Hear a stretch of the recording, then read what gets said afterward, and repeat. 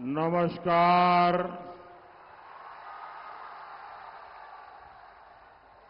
बोरोरा आमार प्रणाम नेबेन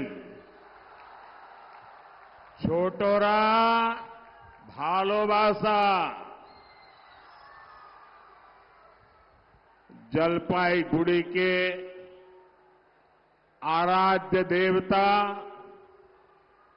बाबा जलपेश और ब्राह्मरी देवी को मैं प्रणाम करता हूं। कुछ दिन पहले ही जलपाईगुड़ी के अनेक क्षेत्रों में तूफान से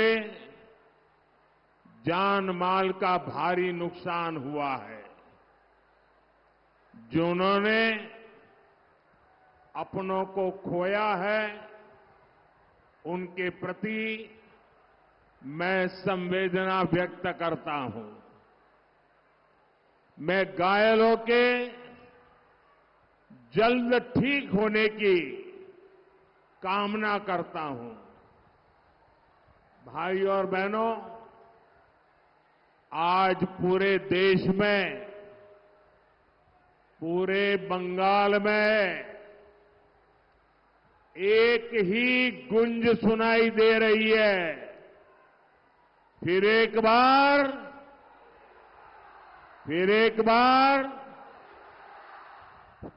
बार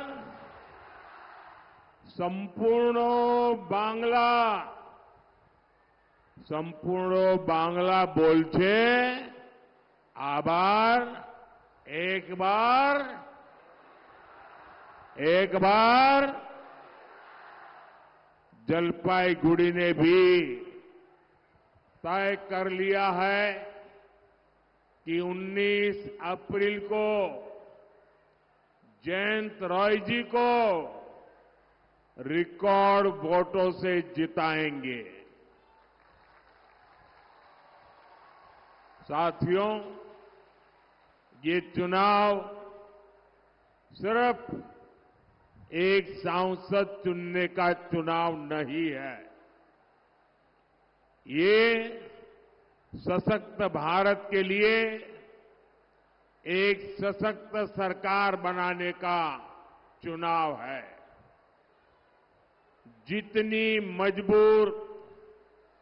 ताकतवर मजबूत केंद्र सरकार होगी, उतना मजबूत दुनिया का भारत पर भरोसा होगा। फिर उतना ही अधिक निवेश यहां आएगा, फैक्ट्रियां लगेगी, विदेशी टूरिस्ट आएंगे। बीजेपी सरकार ने G20 की मीटिंग नॉर्थ बंगाल में इसीलिए रखी थी। मकसद यही था कि ये क्षेत्र इंटरनेशनल टूरिज्म मैच पर पहुंचे। आज केंद्र सरकार यहां चौड़ी सड़कें बना रही है, रेल कनेक्टिविटी बेहतर कर रही है। Dhupguri Jalpaiguri road, NJP station को आधुनिक बनाने के लिए भी तेजी से काम चल रहा है। ऐसे ही प्रयासों से नई नौकरियां, नए अवसर बनेंगे। हर परिवार का जीवन बेहतर होगा। सबको साथ लेकर, सबका विश्वास जीतकर सबका विकास करना ही तो भाजपा का लक्ष्य है। यही तो विकसित भारत का संकल्प है। एटाई तो विकसित भारतेर संकल्पो। और इस संकल्प के लिए आज हर भारतीय पूरी शक्ति से प्रयास कर रहा है। यहां जो लोग हैं, मेरी उनसे प्रार्थना है कि मैदान छोटा पड़ गया है। मैं जानता हूं आप मुझे देख नहीं पा रहे हैं, लेकिन आपके आशीर्वाद मुझे मिल रहे हैं, आपका प्यार मुझे मिल रहा है और ये उत्साह, उमंग, शायद ऐसी सभा, इतना विराट दृश्य, ये तो बहुत बड़े आशीर्वाद है आपके। साथियों, विकसित भारत के सपने को पूरा करने के लिए मेरा भी हर पल, हर क्षण देश के लिए है और इसलिए 24/7 मैं 2047 के लिए काम कर रहा हूं। 24/7 फॉर 2047 ये हम सबका संकल्प है और मेरा विश्वास है हम सब मिलकर विकसित भारत जरूर बनाएंगे। साथियों, एनडीए सरकार के 10 वर्ष गरीब एसटी परिवार, माताओं बहनों के जीवन को आसान बनाने के रहे हैं। आप याद कीजिए, जिन करोड़ों गरीबों के पास बिजली, पानी, गैस कनेक्शन नहीं था, उसमें बड़ी संख्या में हमारे SC/ST परिवार थे। शौचालय ना होने से हमारे SC/ST समाज की महिलाओं को सबसे ज्यादा परेशानी होती थी। सरकार की योजनाओं में भ्रष्टाचार का सबसे बड़ा नुकसान SC/ST परिवारों को उठाना पड़ता था। साथियों, आपने मुझे आशीर्वाद दिया और मैंने हालात बदलने का संकल्प लिया। हमने वंचितों को वरीयता दी। 2014 में बीजेपी सरकार बनी तो हमने एक दलित राष्ट्रपति देश को दिए। 2019 में बीजेपी सरकार बनी तो देश को पहली महिला आदिवासी राष्ट्रपति मिली। मुफ्त राशन और मुफ्त इलाज की योजना के अधिकांश लाभार्थी SC/ST वर्ग के ही परिवार है। अधिकांश SC/ST परिवारों को पहली बार पक्के घर मिले, पहली बार टॉयलेट, बिजली, पानी और गैस का कनेक्शन मिले। बीजेपी ने आदिवासी मंत्रालय का बजट कई गुना बढ़ाया। हमने आदिवासी परिवारों को 23 लाख से अधिक पट्टे दिए। हमने 400 से अधिक नए एकलव्य मॉडल स्कूल बनाए। साथियों, 10 वर्षों में 25 करोड़ देशवासी गरीबी से बाहर निकले हैं। हमारी सरकार की योजनाओं ने गरीब के जीवन को आसान बनाया है।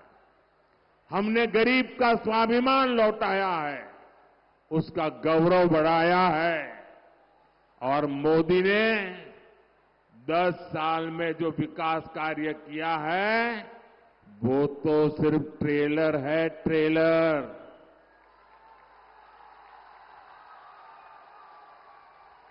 10 বছর যা হলো ওটা শুধু ট্রেলার ছিল। अभी हमें देश को बहुत आगे ले जाना है। हमें भारत को दुनिया की तीसरी बड़ी आर्थिक ताकत बनाना है। हमें गांव की 3 करोड़ बहनों को लखपति दीदी बनाना है। हमें नमो ड्रोन दीदी योजना से बहनों को ड्रोन पायलट बनाना है। हमें पीएम सूर्यघर मुफ्त बिजली योजना से गरीब और मध्यम वर्ग परिवारों का बिजली का बिल 0 करना है। साथियों, देश के हर गरीब का सशक्तिकरण बीजेपी सरकार की प्राथमिकता है। लेकिन गरीब कल्याण की मोदी की योजनाओं पर यहां की टीएमसी सरकार ब्रेक लगा देती है। केंद्र की बीजेपी सरकार ने गरीबों के पक्के घर के लिए लगभग 30,000 करोड़ रुपए भेजे। मोदी कहता है कि पैसा सीधे लाभार्थी के बैंक खाते में जाए, लेकिन टीएमसी कह रही है कि केंद्र का पैसा पहले उनके खाते में आए। अब आप मुझे बताइए, जनता के हक का पैसा मैं टीएमसी को कैसे लूटने दूं? साथियों, पश्चिम बंगाल की हर बहन के घर पर नल से जल आए, इसके लिए केंद्र सरकार पैसा दे रही है। लेकिन उत्तर बंगाल में नल से जल पहुंचाने वाली योजना का लाभ ठीक से नहीं मिल पा रहा। मोदी ने यहां की लाखों बहनों को मुफ्त गैस कनेक्शन दिया है। नई पीढ़ी के जो लोग अपना परिवार बसा रहे हैं, उन्हें भी मैं मुफ्त गैस कनेक्शन देना चाहता हूं। लेकिन भ्रष्ट, गरीब और SC/ST विरोधी टीएमसी सरकार ये होने भी नहीं दे रही है। आयुष्मान भारत योजना से देश भर के करीब 30,000 अस्पतालों में 5 लाख रुपए तक मुफ्त इलाज मिल रहा है। टीएमसी की गरीब विरोधी सरकार इस योजना को भी बंगाल में ये लागू ही नहीं होने दे रही है। साथियों, टीएमसी की किसान विरोधी सरकार पीएम किसान निधि में भी रोड़े अटकाती है। विदेशों में यूरिया की जो बोरी 3,000 रुपये की मिलती है, वो बीजेपी सरकार किसानों को 300 रुपये से भी कम दाम में दे रही है। लेकिन यहां इसमें भी भ्रष्टाचार हो रहा है, किसानों को परेशान किया जा रहा है। भाइयों और बहनों, यहां के चाय बागानों की समस्या किसी से छुपी नहीं है। देश में जहां भी चाय बागान है, उनमें से सबसे बुरा हाल बंगाल के चाय बागानों का है। टीएमसी का छोटे से छोटा नेता भी बड़े बड़े बंगलों में रहता है, लेकिन चाय बागान के मेरे परिवारों को मूल सुविधाएं तक नहीं मिल रही है। टीएमसी सरकार ने चाय बागानों को, टी इंडस्ट्री को अपने हाल पर छोड़ दिया है। बदहाली की वजह से कई बागान बंद हो गए हैं। इसलिए इस चुनाव में टीएमसी को सबक सिखाना बहुत जरूरी है। सबक सिखाओगे? टीएमसी को सबक सिखाओगे? बराबर सबक सिखाओगे? मजबूती से सबक सिखाओगे? साथियों, एक एक पोलिंग बूथ में इस बार टीएमसी की जमानत जब्त होनी चाहिए। करोगे? हर पोलिंग बूथ में। साथियों, टीएमसी चाहती है कि उसके तोलाबाजों को, भ्रष्टाचारी नेताओं को आतंक का खुला लाइसेंस मिले। इसलिए जब केंद्र की जांच एजेंसियां आती है तो टीएमसी उन पर हमले करती है, औरों से करवाती है। टीएमसी कानून और संविधान को कुचलने वाली पार्टी है। आप देखिए संदेश खाली में क्या हुआ, ये पूरा देश जान चुका है। वहां माताओं बहनों के साथ कितना बड़ा अत्याचार हुआ है, ये पूरे देश ने देखा है। हालात ये है कि हर मामले में यहां कोर्ट को खुद को दखल देना पड़ता है।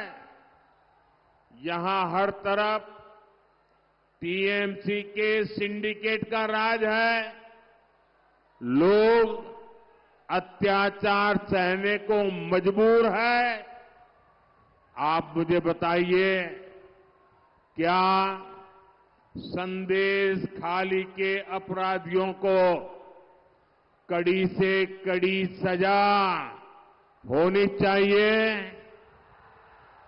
कड़ी से कड़ी सजा होनी चाहिए। उनकी जिंदगी जेलों में जानी चाहिए।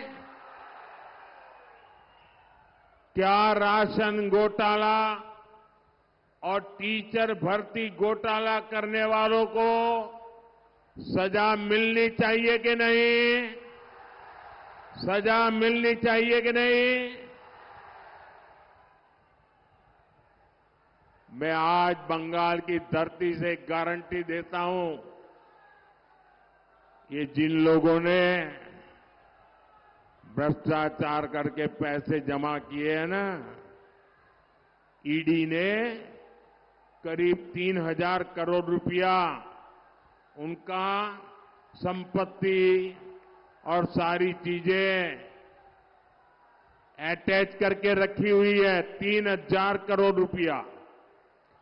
मैं एडवाइस ले रहा हूं कि जो शिक्षक भर्ती में गरीब लोगों के पैसे गए, सरकारी नौकरी में गरीबों के पैसे गए, और जिनका पक्का मिलता है कि हां इससे पैसा गया है, तो जो 3,000 करोड़ रुपए इनके अटैच किए ना, मैं इन गरीबों को वापस करवाऊंगा। बेचारा टीचर की नौकरी के पैसा दिया, मैं उसको पैसा वापस करवाऊंगा। साथियों, टीएमसी, वामदल और कांग्रेस ने, ये तीनों एक ही चट्टे बट्टे के साथी हैं। टीएमसी, वामदल, कांग्रेस ने एक दूसरे के भ्रष्टाचारियों को बचाने के लिए ये इंडी गठबंधन बनाया है। मैं कहता हूं, भ्रष्टाचार मिटाओ। वो कहते हैं भ्रष्टाचारी बचाओ। आमी बोली भ्रष्टाचार छोड़ाओ, ओरा बोले भ्रष्टाचारी बचाओ। ये लोग चाहे जितनी साजिश कर लें, मैं आपको गारंटी देता हूं, 4 जून के बाद भ्रष्टाचारियों के खिलाफ कार्रवाई और तेज होगी।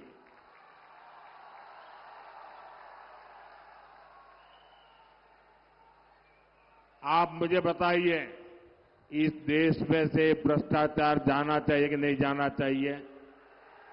भ्रष्टाचार खत्म होना चाहिए। भ्रष्टाचारी जेल जाने चाहिए।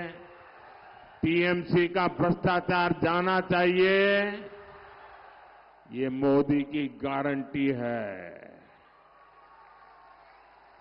एटा मोदी गारंटी। साथियों, ये बंगाल की धरती महान सपूत डॉक्टर श्यामा प्रसाद मुखर्जी की धरती है। जहां हुए बलिदान मुखर्जी, वो कश्मीर हमारा है। इस संकल्प के साथ हम भाजपा के कार्यकर्ताओं की अनेक पीढ़ियां आगे बढ़ी। डॉक्टर मुखर्जी ना होते तो कांग्रेस की सरकार अलगाववादियों के सामने कब का सरेंडर कर चुकी होती। ऐसी कांग्रेस ने देश को आर्टिकल 370 जैसा नासूर दिया था। आज जब भाजपा की मजबूत सरकार ने आर्टिकल 370 की दीवार को हटा दिया तो कांग्रेस को दर्द हो रहा है। चिल्ला रहे हैं, आंसू बहा रहे हैं। कल कांग्रेस अध्यक्ष ने कहा है कि मोदी देश के दूसरे राज्यों में कश्मीर की बात क्यों करता है, दूसरे राज्यों का कश्मीर से क्या लेना देना। कांग्रेस के लिए कश्मीर कुछ नहीं, और उनका तो यही रहा है, कच्छथी भी उनके लिए कुछ नहीं, कश्मीर भी उनके लिए कुछ नहीं। लेकिन 140 करोड़ देशवासियों के लिए कश्मीर मां भारती का मस्तक समान है कि नहीं है? कश्मीर हमारा मस्तक है कि नहीं है? कश्मीर भारत का गौरव है कि नहीं है? और इस कश्मीर के लिए देश के हर राज्य के वीर जवानों ने शहादत मोल ली है, अपना जीवन समर्पित किया है। हमारे डॉक्टर श्यामा प्रसाद मुखर्जी बंगाल में जन्मे थे, बंगाली थे, लेकिन कश्मीर के लिए कश्मीर की धरती पर जाकर के अपनी जिंदगी दांव पर लगा दी, और वो हमारे बीच नहीं रहे। कश्मीर के खातिर उन्होंने अपना प्राण त्याग दिया। इसी कश्मीर में शांति स्थापित करने के लिए कितनी ही माताओं ने अपने बेटों को खोया है। और कांग्रेस कहती है कि कश्मीर से बाकी देश का क्या लेना देना। कांग्रेस के इस बयान से उसकी विभाजनकारी सोच फिर एक बार सामने आई है। साथियों, 10 साल बीजेपी सरकार ने जो कहा वो पूरा करके दिखाया। हमारे पास 10 साल की उपलब्धियों का रिपोर्ट कार्ड है। यही वजह है कि इंडी गठबंधन वाले मोदी की गारंटी से ही डरने लगे हैं।